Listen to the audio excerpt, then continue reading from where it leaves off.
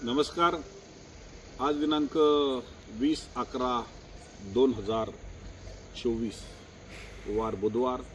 KD Chaudhari डाळिंबे yard Pune या लोकप्रिय YouTube चॅनलवर सर्व शेतकरी बांधवांचं मनापासून स्वागत। मला आनंद वाटतो की देशातील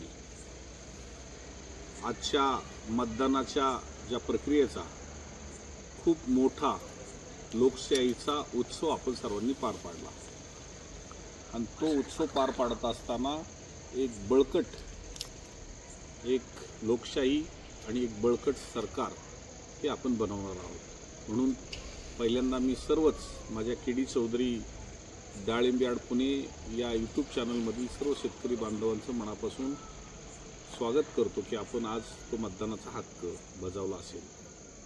आणि मी शेतकरी बांधवांना सांगू इच्छितो की आज तर मार्केट बंद होतं, परंतु उद्या मार्केट चालू आहे, म्हणजेच 21 तारीख। मी आज ही व्हिडिओ 20 तारखेला बनवत असल्यामुळं उद्याची तारीख 21/11/2024 गुरुवार या दिवशी आपलं पुणे मार्केट चालू आहे आणि नाशिकही मार्केट चालू आहे।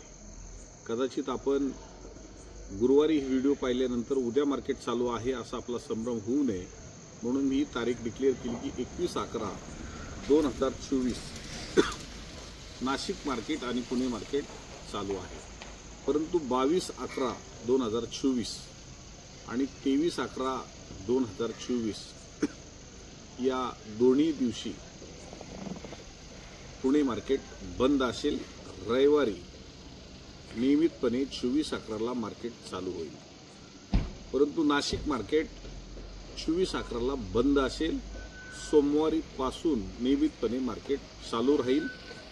याचं कारण आमच्या चौधरी परिवारामध्ये विवाह सोहळा पार पडत आहे माझ्या कन्येचा, आणि मी आपणास या अगोदरही वेळोवेळी यूट्यूब चॅनलच्या माध्यमातून आग्रहाचं निमंत्रण दिलेलंच आहे।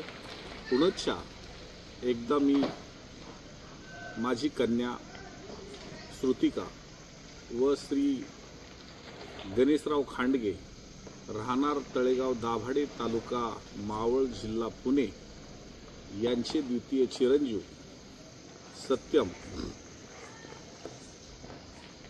स्थळ ॲडव्होकेट पु वा परांजपे विद्या मंदिर या ठिकाणी 6:30 वाजता शुभविवाह सोहळा पार पडत आहे। आणि मी आग्रहाचं निमंत्रण पुनश्च एकदा आपल्या सर्वांना देतो की आपली उपस्थिती त्या ठिकाणी प्रार्थनीय आहे। आपणास टेक्स्ट मेसेज व्हिडिओद्वारे निमंत्रण पाठवलेच आहे, परंतु प्रत्यक्षपणे मी आपल्याशी संवाद न साधू शकल्यामुळे मी आपणा सर्वांची दिलगिरी व्यक्त करतो की कारण हा विवाह सोहळा पार पाडत असताना शेतकरी बांधव हे नेहमीच आपल्याला यूट्यूब चॅनलच्या माध्यमातून जोडलेले आहेत आणि मला जेवढं शक्य होईल तेवढं आपल्याला यूट्यूब चॅनलच्या माध्यमातूनच आपल्यापर्यंत पोहोचता आलेलं आहे।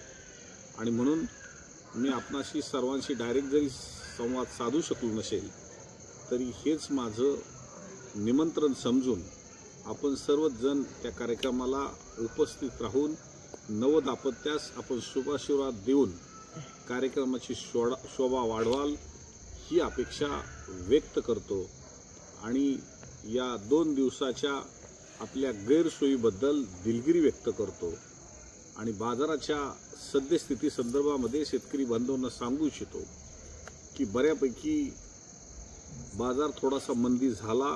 त्याची कारणं ही आपल्यासमोर कदाचित वेगवेगळी येऊ शकतात, परंतु प्रत्यक्ष कारण हे आहे की उत्तर भारतात धुकं म्हणजे त्याला कोहरा म्हणतात, हे धुक्याचं प्रमाण जास्त असल्याकारणानं 10 वाजेपर्यंत सूर्यदर्शन 11 वाजेपर्यंत सूर्यदर्शन भेटत नाही आणि दिवस हा लगेच संपतोय आणि संध्याकाळी 5-6 वाजता थंडी वाजते। परंतु थंडी जरी असेल तरीही एवढा परिणाम होत नाही, परंतु कोहरा म्हणजे धोक्याचा परिणाम हा भयंकर होतोय आणि त्या हवामानाच्या अंदाजानुसार 22-23 तारखेपर्यंत धुके हे उत्तर भारतात राहील असा अंदाज प्राप्त झाल्यामुळं या धुक्यामुळं थोडीशी मंदी वाढलेली आहे। परंतु या 2-3 दिवसामध्ये आपण घाई गडबड न करता ज्या लोकांनी माल विरळत ठेवले आहेत ते विरळतच ठेवा। परंतु जर आपल्याला जास्त कोणी मंदीमध्ये मागत असेल तर आपण कमी रेटमध्ये देऊ नका। आजही कमी रेटमध्ये मागितलेल्या रेटमध्ये ज्यावेळेस शेतकरी भयभीत होतो आणि तो केडी चौधरी यूट्यूब चॅनलच्या माध्यमातून निलावाची व्हिडिओ पाहतो, शेतकऱ्यांच्या मुलाखती पाहतो आणि त्यावेळेस त्यांना एक आशा निर्माण होते की जागेवरच्यापेक्षा मार्केटला रेट चांगले आहेत, नक्कीच चांगले आहेत। 55-60 रुपये गुटीचा रेट हा स्टार्ट होतोय, चांगल्या मालाचे 60, 65, 70, 75 रुपयापासून स्टार्ट होतोय। परंतु वरचे जास्त रेट ह्या टायमिंगला नोव्हेंबरमध्ये डिसेंबरमध्ये वरच्या मालाचे रेट नसतात आणि म्हणून अशा परिस्थितीमध्ये नोव्हेंबर डिसेंबर जाईल पण ॲव्हरेजली रेट हा मार्केटला चांगला आहे। चांगल्या मालाला चांगले रेट मिळाले पाहिजे म्हणून सातत्यानं मी बाजाराची सद्यस्थिती ही आपल्यापर्यंत पोहोचत असतो। परंतु ते पोहोचत असताना आपल्याला भयभीत करत असेल तर गुजरात राजस्थान चालू झाले असं जर कोण सांगत असेल तर गुजरात राजस्थानमध्ये पहिल्या टप्प्यात माल हलके आहेत आणि तिथं अजून आवक ही साधारणतः 20 डिसेंबरच्या नंतरही वाढेल। परंतु पूर्ण डिसेंबरपर्यंत माल हलके आहेत। जानेवारीच्या नंतर माल चांगले होतील। गुजरातचेही माल चालू झाले तरीही पहिल्या टप्प्यातले माल हलके आहेत। परंतु जर चांगले माल असतील तर महाराष्ट्रातले आणि आंध्र आणि कर्नाटकातले, परंतु त्या मालाला कुठलाही रेटमध्ये परिणाम होणार नाही। परंतु कळत नकळत हलक्या मालामुळं चांगल्या मालावरही परिणाम होतो, परंतु एवढा परिणाम होणार नाही की त्या मालाला पसंती चांगला ग्राहक देईल।